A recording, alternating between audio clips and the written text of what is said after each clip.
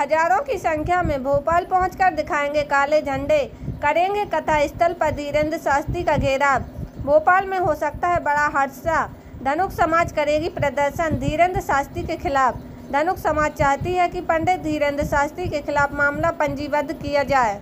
लेके आपके माध्यम से कहना चाहता हूं कि सारंग साहब तो स्वयं मंत्री हैं, उनको कानून का पूरा ज्ञान है, संविधान का ज्ञान है। एट्रोसिटी एक्ट का पालन उनको पहले ही करवाना चाहिए। उन्होंने एट्रोसिटी एक्ट का उल्लंघन किया, जो एक्ट यहाँ लागू है। तो जाति सूचक शब्द कहने की वजह से हम लोगों ने कहा कि उनके खिलाफ एट्रोसिटी एक्ट के तहत केस दर्ज हो, लेकिन अभी तक केस दर्ज नहीं हुआ है।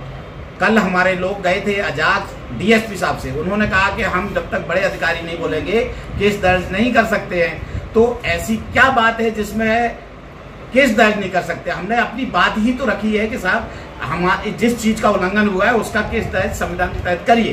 तो अगर केस दर्ज नहीं हो रहा है तो हमारे समाज ने निर्णय लिया कि 27 तारीख को जिस दिन शास्त्री साहब भोपाल पहुंच रहे, वो धीरेंद्र शास्त्री जी भोपाल पहुंच रहे हैं, उसी दिन हमारा महापंचायत अंबेडकर मैदान भोपाल में होगी और उसमें हमारा समाज निर्णय लेने वाला है कि जिस धर्म में हमारी इज्जत नहीं है, जहां छुआछूत है, अस्पृश्यता है, उस धर्म को हमको छोड़ना चाहिए। और दूसरा यह है कि हमारा समाज उस दिन शास्त्री जी के दर्शन करने के लिए काले झंडे लेकर के सभा स्थल जाने के लिए प्रस्थान करें। आज फिर से हम लोग आपके बीच में हैं। संयुक्त बंसकार, धानक, बरार, बसोर, कठेरिया समाज पूरे प्रदेश का आज एक है और सभी अध्यक्ष यहाँ पर हमारे बैठे हुए हैं। मुद्दा जो है आप लोगों को पहले से पता है कि हमारे समाज को धीरेंद्र शास्त्री जी ने जो अपमानित किया है, जाति सूचक शब्द कहा है कि मैं बसोर हूँ क्या, उसी मुद्दे को लेकर के हमारा जो दूसरा प्रोग्राम है कि पूरे मध्य प्रदेश का धानक, बंसकार, बरार, कठेरिया और बसोर समाज 27 तारीख को भोपाल के अंबेडकर जयंती मैदान में इकट्ठा हो रहा है। और उस दिन जो हमने निर्णय लिए हैं कि हमारे समाज ने कहा था कि एट्रोसिटी एक्ट के तहत धीरेंद्र शास्त्री साहब के खिलाफ एफआईआर हो। हमारे अध्यक्षों ने विभिन्न जिलों से राष्ट्रपति जी, प्रधानमंत्री जी, राज्यपाल महोदय, मुख्यमंत्री जी के यहाँ स्वयं हम लोग गए थे और सभी जिलों के कलेक्टर और एसपी को ज्ञापन देकर के मांग की थी, लेकिन सरकार ने और शासन ने उनके खिलाफ 0 पर भी एफआईआर नहीं की है। तो हम लोग जो है अब एक अनुशासन के साथ मध्य प्रदेश के पूरे जो हमारा समाज है इकट्ठा हो रहे हैं, जिसमें बच्चे, महिलाएं और हमारे समाज के सभी समाज बंधु अंबेडकर मैदान में 27 तारीख को इकट्ठे हो रहे हैं, जिसमें हमने पुराने संकल्प जो लिए थे कि उस दिन हम हिंदू धर्म छोड़ने की बात पर निश्चित निर्णय लेंगे।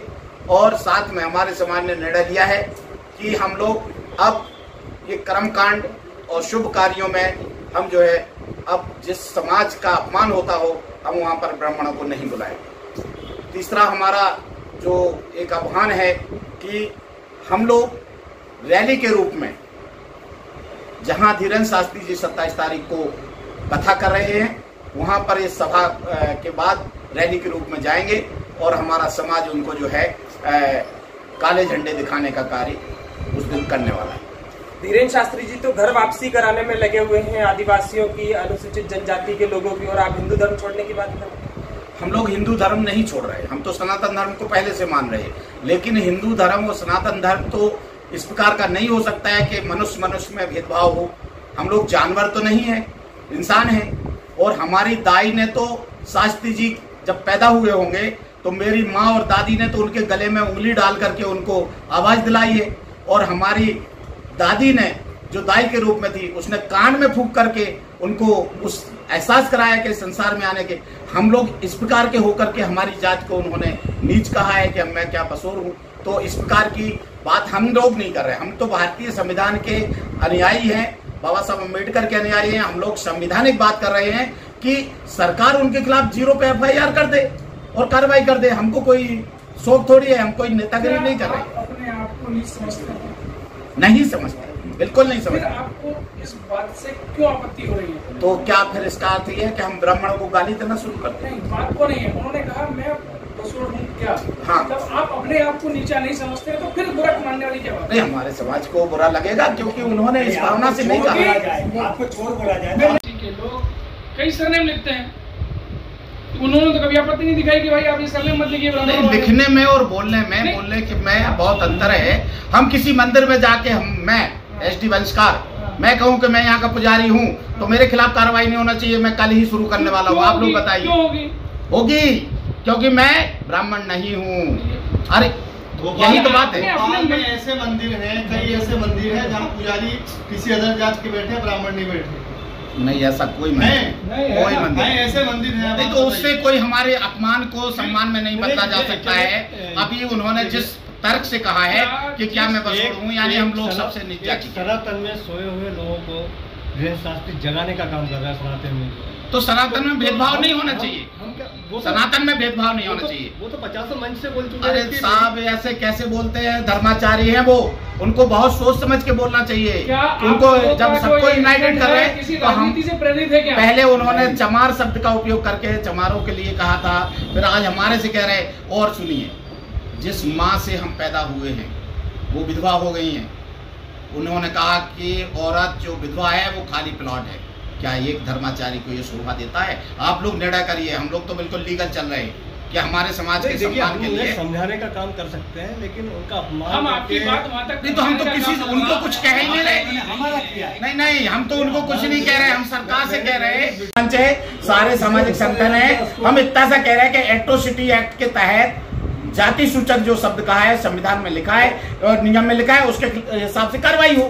हमें कोई लेने देना नहीं। आपने भी 2-3 बार अपने समाज का अभी नाम लिया, तो क्या आपके ऊपर कोई केस लगा? देखिए, ऐसा नाम ले, ऐसा वो कहते कि तू ब्राह्मण है लेकिन मैं तो बसोर हूँ, तो हमको बहुत स्वाभिमान हो जाता हमारा समाज। आपको मैं एक उदाहरण बताता हूँ। यही दूसरे धर्माचारी प्रदीप मिश्रा जी ने कहा एक प्रवचन में, वो उसकी क्लिपिंग है, कि बंसकार समाज बहुत ऊंचा है। सारे धार्मिक कार्यों में जहाँ पंडित बैठता है वहाँ बंसकार की टोकरी। बंसकार आप क्यों नहीं गए? हमने स्वागत किया सोशल मीडिया से। तो ये कैसे हो सकता है?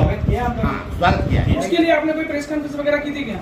प्रेस कॉन्फ्रेंस नहीं की हमने, सोशल मीडिया के माध्यम। ब्राह्मण हूँ, आप बसोर हैं या क्षत्रिय है, अगर किसी को बसोर बोल दिया जाता है, ब्राह्मण को ब्राह्मण बोल दिया जाता है, तो बुरा क्यों नहीं मानते आप? बसोर मानने में क्यों बुरा मानते हैं? आप अपने आप को नीचे समझते हैं। अब तुम लोग जिस उद्देश्य से संवैधानिक भाषा है, मतलब दंड प्रक्रिया संहिता के अंतर्गत जो आती है, जिस हिसाब से उसने कहा है वो अपराध बनता है। सीधी बात, नेचुरली बात करो, संवैधानिक अधिकार के दायरे में उनका जो उद्देश्य था एक जातिगत प्रताड़ना के उद्देश्य का। इनके खिलाफ आप कोर्ट में या थाने में जाएंगे? आप चूंकि वकील खुद भी हैं, क्या आपने कोई कोर्ट में कोई ऐसी अर्जी लगाई? नहीं, अभी हमने ज्ञापन सौंपा है। ज्ञापन के माध्यम से अगर निर्णय आता है, हम शीघ्र हो सकता है 27 तारीख के पहले हम परिवार दायर करने के जितने लोग बैठे हुए कहीं ना कहीं किसी न किसी राजनीतिक दल में हैं, जी, क्या वो लोग जिस राजनीतिक दल के हैं? कौन है राजनीतिक? महोदय, धर्म गुरुओं को राजनीतिक संरक्षण धर्म गुरुओं को राजनीतिक संरक्षण होने के कारण क्या ये स्थिति उत्पन्न हो रही है? सत्य, अटूट सत्य है। क्योंकि जितने राजनीतिक संगठन है कहीं ना कहीं वो धर्माचार्य कथावाचक के माध्यम से अपना कार्यक्रम आयोजित करते हैं। क्या उन राजनीतिक दलों को ये पता नहीं है कि कथावाचक को किन किन शब्दों का प्रयोग करना पड़ता है? आज हम इस मंच के माध्यम से कहते हैं कि आप जो कि आप श्री रामचंद्र जी की बात हम कहते हैं, मतलब श्री रामचंद्र जी पूरे रामायण को सब कुछ किया है, कहीं ना कहीं उनके शब्दों से बहके हुए शब्दों का प्रयोग नहीं किया गया। क्या कथावाचक को शब्दों का प्रयोग करना क्या अनिवार्य है? क्या कितने कथावाचक कार्यक्रम करते आए हैं, क्या ये शब्दों का बोलना जरूरी है?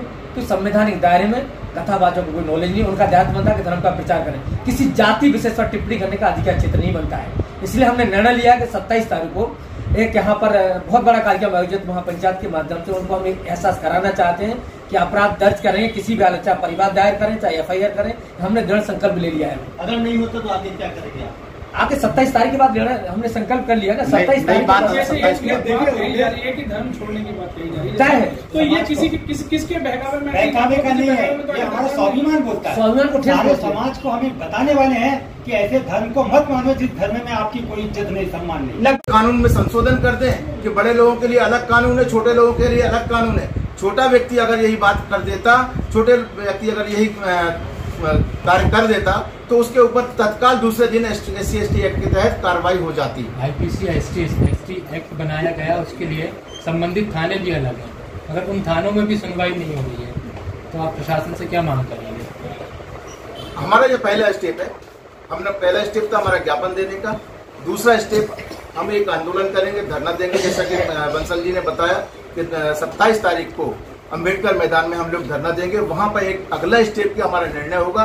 उस स्टेप के बाद में जो अगला स्टेप बनेगा उसकी जानकारी आपको तत्परता से दी जाएगी। अध्यक्ष महोदय, आप एडवोकेट भी है पेशे से, अगर FIR दर्ज नहीं होती तो कानून में प्रावधान है सीधे कोर्ट में केस लगाने का। परिवार लगाया जाएगा। परिवार हमारा प्रयास है 27 तारीख हम देखते हैं अगर FIR दर्ज होती है, ठीक है। अगर नहीं होती तो अगर धीरे शास्त्री के माध्यम से कोई भी अगर अनौपचारिक बातचीत अगर होती है तो हम प्रयास करते हैं, क्योंकि सनातन धर्म की रक्षा हम करते हैं। ऐसा नहीं हमारा समाज सनातन धर्म को मानने वाला है, लेकिन अगर हमारे समाज की तरह इस तरह का कृत्य करने का प्रयास किया तो परिवार दायर करने का दृढ़ संकल्प